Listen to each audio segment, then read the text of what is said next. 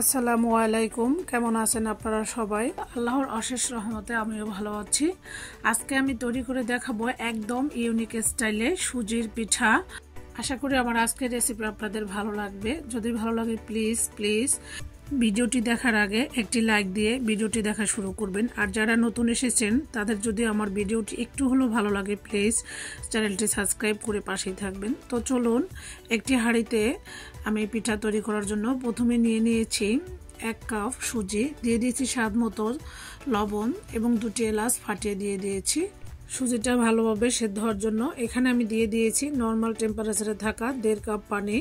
এখন সবকিছু ভালোভাবে নেড়েচেড়ে মিশিয়ে চুলার আঁচ মিডিয়ামে রেখে সুজির একটি মসৃণ খামির তৈরি করে নিব। এই তো দেখতে পাচ্ছেন অনবরত নেড়েচেড়ে আমি পিঠার জন্য সুজির পারফেক্ট খামির তৈরি করে নিয়েছি। এখন আমি চুলা থেকে নামিয়ে অন্য একটি পাত্রে রেখে সুজির খামিরটাকে একদম ঠান্ডা করে নিব এবং ঠান্ডা হওয়ার পরে সুজির খামিরটা আরেকটু শক্ত টাইপের হয়ে যাবে, তাতে কোনো সমস্যা নেই। সুজিটা একদমই ঠান্ডা করে নিতে হবে।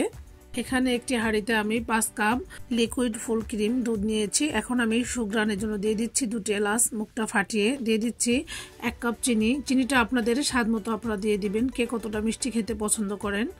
তো এখন আমি ভালোভাবে নেড়ে চেড়ে দিচ্ছি। এখন আমি দিয়ে দিচ্ছি 1 চিমটি লবণ। যারা মিষ্টি খাবারে লবণ খেতে পছন্দ করেন তারা দিয়ে দিবেন, আর যারা খেতে পছন্দ করেন না তারা স্কিপ করে যেতে পারেন। এখন আমি দিয়ে দিয়েছি 1/2 কাপ ফুল ক্রিম গুঁড়া দুধ।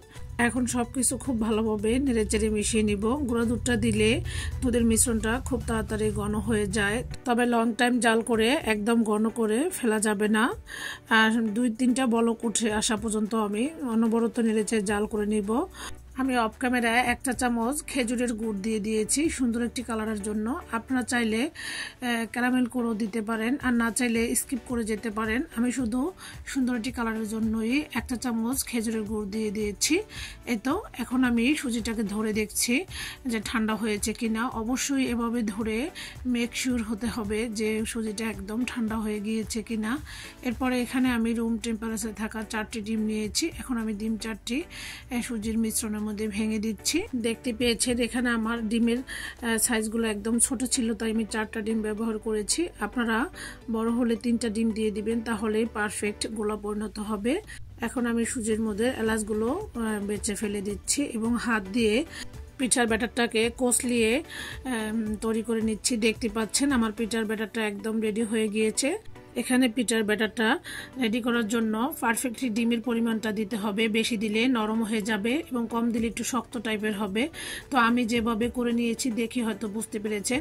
এভাবেই একটি খামির তৈরি করে নেবেন, তাহলে এই পিঠাগুলো অনেক বেশি নরম, ফুলকো এবং রসে ভিজানোর পরে একদম মুখে দিলে মিলে যায়। এতটাই মজার হয়, এতটাই নরম হয় পিঠাগুলো।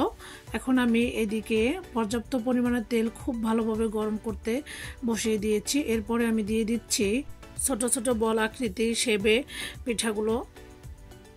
আপনারা এখানে বড় ছোট যেটা আপনারা পছন্দ করেন সেভাবে দিয়ে দিতে পারেন। এই তো আমি সেম পদ্ধতিতে সবগুলো পিঠা দিয়ে দিচ্ছি, দেখতে পাচ্ছেন। এখন কিন্তু আমার চুলার আঁচ একদম মিডিয়াম টু লোয়ের মাঝামাঝি আছে। এই পিঠাগুলো ভাজতে 1 থেকে 1.5 মিনিটের মধ্যে হয়ে যায়। তো এখন আমি উল্টে পাল্টে ভেজে নিচ্ছি, দেখতে পাচ্ছেন।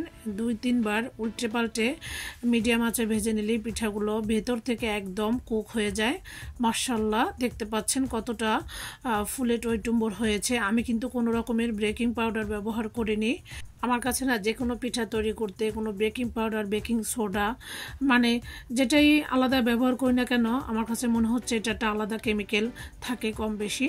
তো সেটা আমি একদমই পছন্দ করি না আমার বাচ্চাদেরকে খাওয়াতে এবং আমি নিজেও। তাই আমি সবসময়ই প্রাকৃতিক উপায়ে পিঠাগুলো বানানোর চেষ্টা করি। আপনারা হয়তো আমার রেসিপিগুলো দেখে বুঝতে পারেন আমি কোনো কিছুতে কালারও ব্যবহার করি না। এই তো এখন আমি চুলায় দুধটাকে আবারও কুসুম গরম করে নিয়েছি এবং এই পিঠাগুলো কিন্তু কুসুম গরম আছে। এখন আমি একটি কাঁটা চামচের সাহায্যে পিঠাগুলো মাঝখান দিয়ে এভাবে ছিদ্র করে দিচ্ছি। দেখে হয়তো বুঝতে পেরেছেন পিঠাগুলো কতটা নরম এবং তুলতুলে আছে। আমি প্রত্যেকটা পিঠা এভাবে কাঁটা চামচ দিয়ে ছিদ্র করে দিব, এতে করে দুধের মিশ্রণটা খুব ভালোভাবে পিঠাগুলো চুপছে নেবে। এবং পিঠাগুলো ভিতর থেকে খুবই সফট এবং নরম হবে, মুখে দিলে একদম মিলে যায়। তো দেখতেই পাচ্ছেন পিঠাগুলো কতটা নরম হয়েছে। আমি একটু আপনাদেরকে চাপ দিয়ে দেখিয়ে দিয়েছি। এখন আমি ওই যে গরম করে নেওয়া দুধের মধ্যে পিঠাগুলো ঢেলে দিচ্ছি। এখন একটি কাঁটা চামচের সাহায্যে একটু ডুবিয়ে দিচ্ছি। এরপরে আমি ঢাকনা দিয়ে ঢেকে 2 থেকে 3 ঘন্টার জন্য রেখে দিয়েছি। ফিরে আসছি আমি 2 থেকে 3 ঘন্টা পর।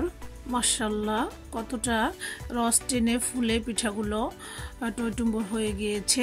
এভাবে একবার হলো বাসায় তৈরি করে দেখবেন, খেতে কিন্তু একদম অসাধারণ ছিল। আমার বাসার সবার এটা খুবই পছন্দ এবং এটার মধ্যে খুবই রসালো হয়। প্লিজ আপু ভাইয়েরা আমার ভিডিওটি দেখার সময় অবশ্যই একটি লাইক দিয়ে ভিডিওটি দেখে নেবেন। আপনাদের লাইক এবং কমেন্ট আমাকে পরবর্তী কন্টেন্ট ক্রিয়েট করার জন্য অনেক বেশি উৎসাহিত করে।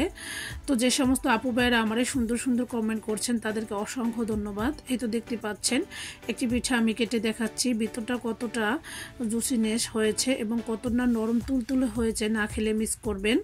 এর স্বাদ কতটা লোভনীয় ছিল। তাহলে আজকের মতো এখানে বিদায় নিয়ে নিচ্ছি। ইনশাআল্লাহ আবারও চলে আসবো নতুন কোনো ভিডিও নিয়ে। আল্লাহ হাফেজ।